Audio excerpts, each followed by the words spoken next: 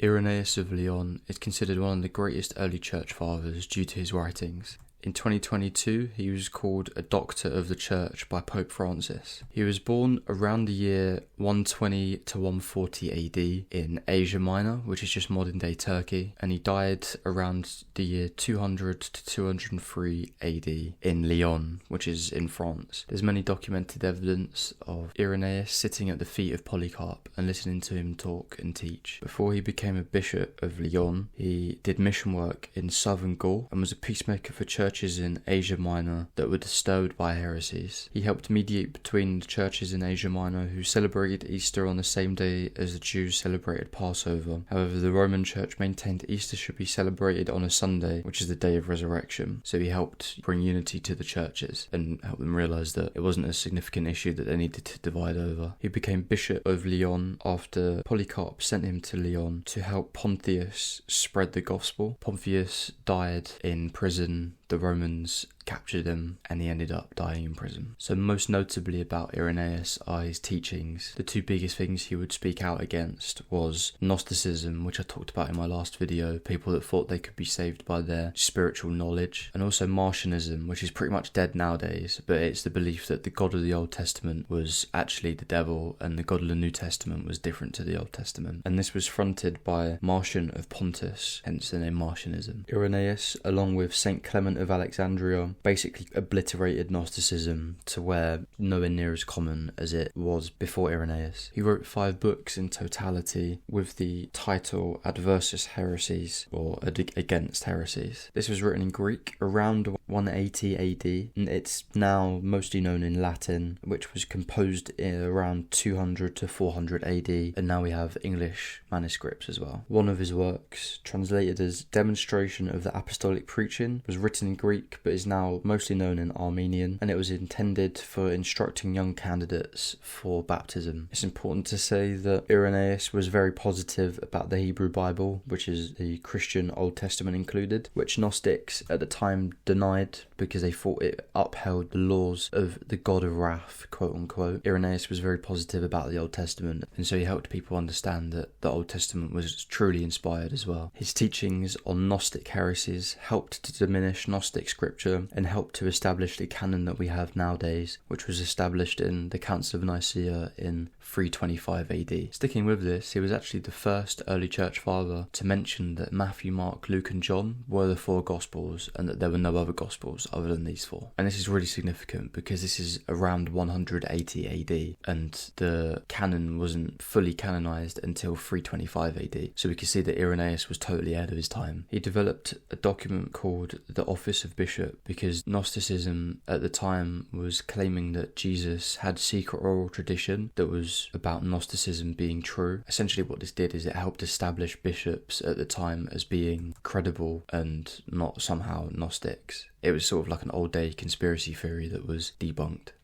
Another thing to note about Irenaeus is his thoughts on the Eucharist. He writes in his book Against Heresies, quote, "For as the bread which is produced from earth, when it receives the invocation of God, is no longer common bread, but the Eucharist, consisting of 2 realities, earthly and heavenly, so also our bodies, when they receive the Eucharist, are no longer corruptible, having the hope of the resurrection to eternity." End of quote. And then later on in his book, he goes to explain what the bread and wine actually changes into. He says, quote, "Jesus has acknowledged the cup as his own blood, from which he would use our blood, and the bread he has established as his own body, from which he gives increase to our bodies." End of quote. So this is entirely consistent with the Catechism of the Catholic Church's view on the Eucharist being the physical body and blood of Christ. So he's a testament for transubstantiation. Irenaeus is said to have taught Hippolytus of Rome, who I'll do a video on soon. Hippolytus goes on to die as a martyr. Another part of his significant teachings was that he compared Jesus as the new Adam and Mary as the new Eve, which we might take for granted nowadays, but it just shows you how early these comparisons were made. Irenaeus is also quoted by Jerome to have believed in Mary's perpetual virginity, along with Ignatius of Antioch, Polycarp,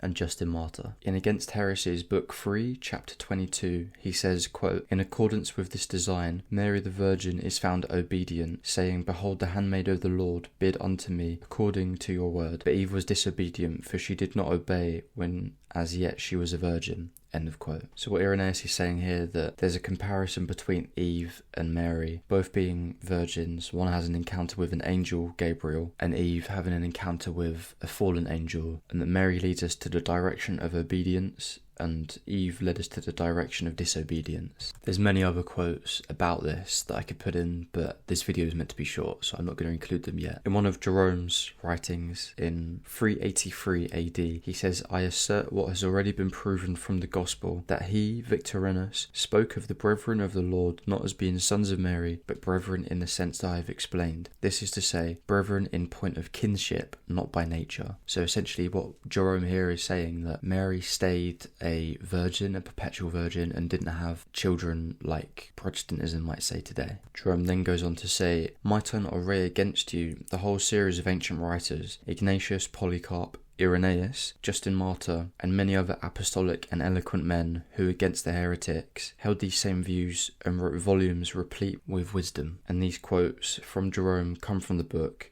The Perpetual Virginity of Mary. So we can see that this is not a new fabrication. This has been held from the 2nd century.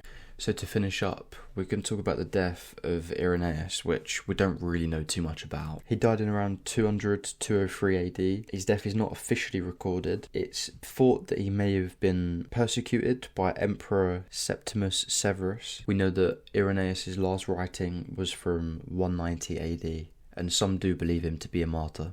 Please like, subscribe, and put in the comments anything you would like to be answered about Irenaeus.